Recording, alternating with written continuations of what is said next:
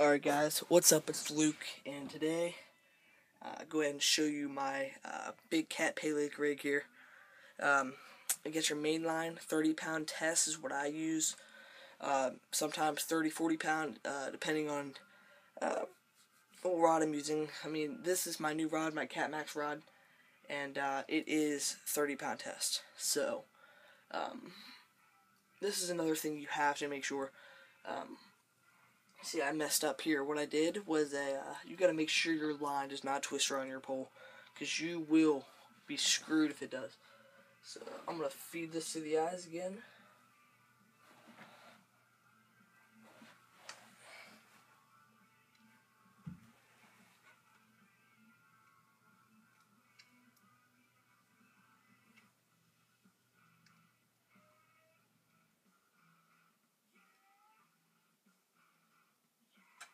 Alright guys, so now that I have the line re-threaded through the eyes, like I said, this is my 11-foot Cat Max, my Cat Max reel, 30-pound line, my main line. And the first thing you're going to want to do is get your Bass Pro bobber stops. Get them all untangled. Alright, I'm going to go ahead and put this yellow one. It doesn't matter what color, they're all the same. But what you're going to do, there's a little loop right there, a wire loop on the bobber stop, and then you have your main line. You stick your main line right through that loop. Alright, now that that's on there, you just give it a little bit of extra room there so it doesn't come off, and you just pull that bead. And try not to use your fingernail too much, because that can break the brass wire. But I just pulled that, and you just keep pulling, keep pulling, keep pulling. You re-grip yourself and just keep pulling. And eventually you will get that on there. It takes a little bit of practice. But now that I got that on there, wet the line a little bit. If you're at a lake, it'll be easier to stick it in the water. But I put 2 bobber stops on, actually, for just to make sure that bobber doesn't slide where you don't want it to. You know, if you set it at 9 feet and it slides a foot and you're down to 8 feet or you're down to 10 feet, yeah, that could just totally mess up your whole plan for how deep it is where you're fishing, and if there's a ledge there, you want to try to get right on the edge of it. So you got to make sure. I just stick the line in my mouth, it's easier, so then I have 2 hands so I can take this bobber stop off.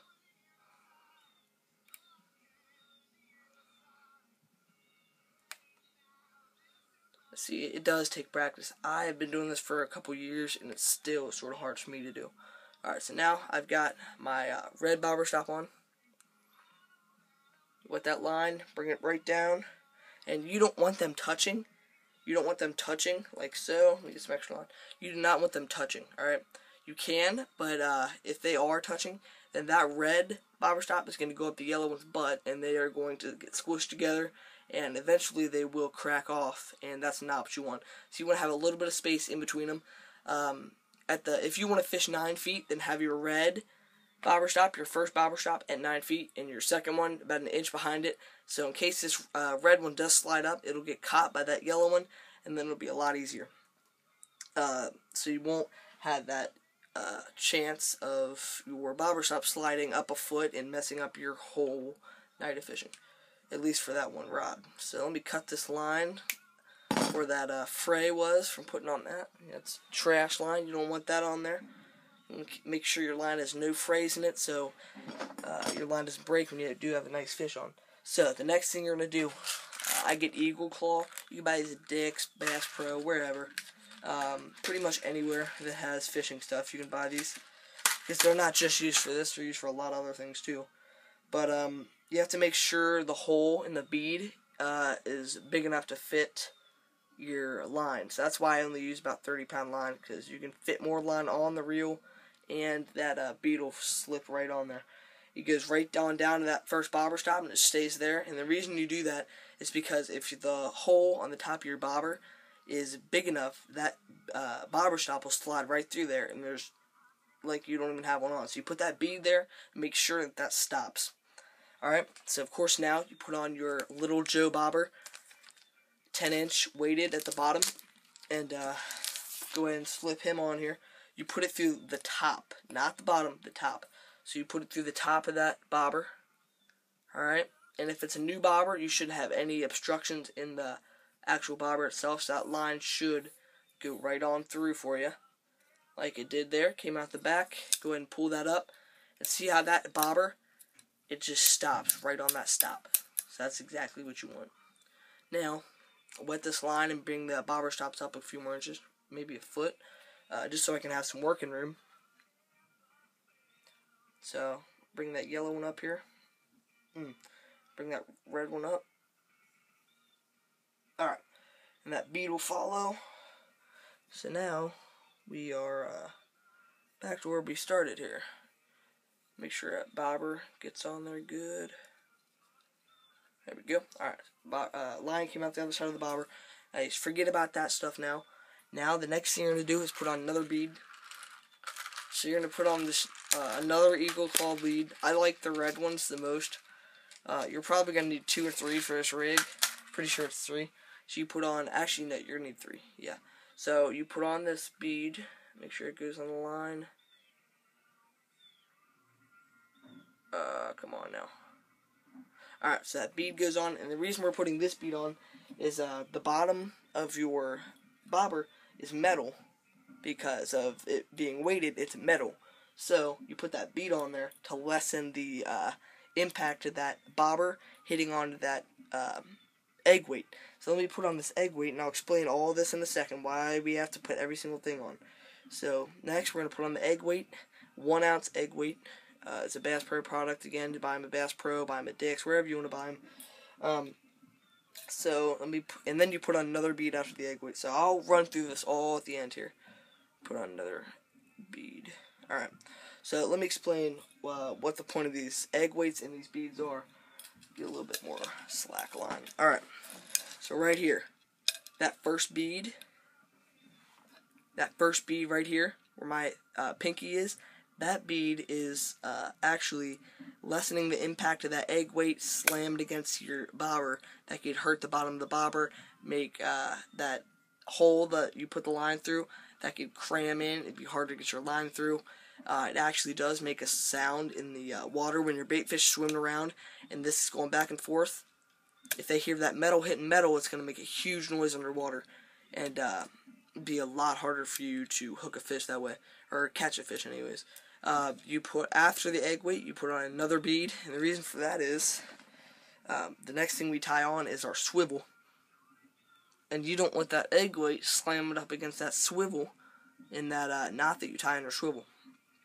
So, alright, here's my barrel swivel from Bass Pro. Go ahead and tie this knot, and the knot that I'm using is the improved clinch knot.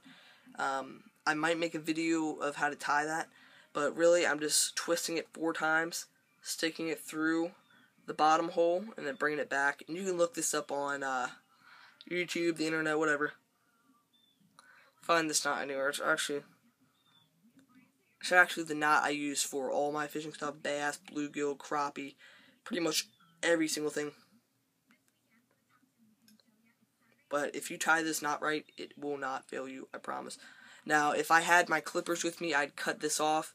You'd only have like a 1/4 inch of a stub line on there. You do not want all this extra line on any of your lures. It doesn't matter if it's catfish, bass, whatever, especially the smaller panfish like bluegill and bass. You do not want this long thing, so you gotta make sure you cut that off. So after your barrel swivel, you go ahead and you're gonna put on your leader, and you gotta remember this. I have a 60-pound leader right here, okay? Now you gotta remember this. Your leader should not be any longer than your bobber. So this is about a 10-inch leader right here. You want to have a 9 or a 10-inch leader if you have a 10-inch bobber. You know, if you have a 12-inch bobber, you can go 11, maybe 11.5 inch. You do not want it more than your bobber, because what's going to happen is your bobber is going to go straight up over and get tangled. This leader is going to go straight up over your bobber, get tangled, and you do not want that. So, I'm going to tie another improved clinch knot on. And it is a lot harder with this stiff line. So start off using like 10 or 12 pound line if you're going to start tying this knot. Alright. I think that's tied good. Yep. Yeah, you would cut off that stub once again. But now, as you can see, I have about a 10-inch leader.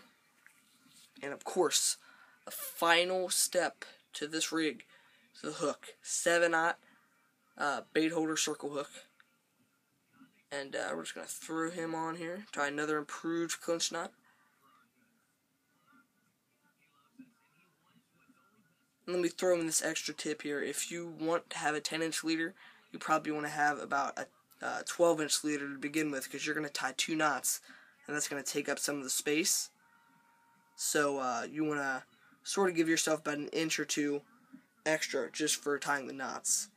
So you always got to be careful of that, because sometimes I would cut a 10-inch leader and I'd tie my knots and it'd only be 4 inches, and I would just have to keep redoing it. And finally I figured out that you have to make it a little bit longer than your bobber at first.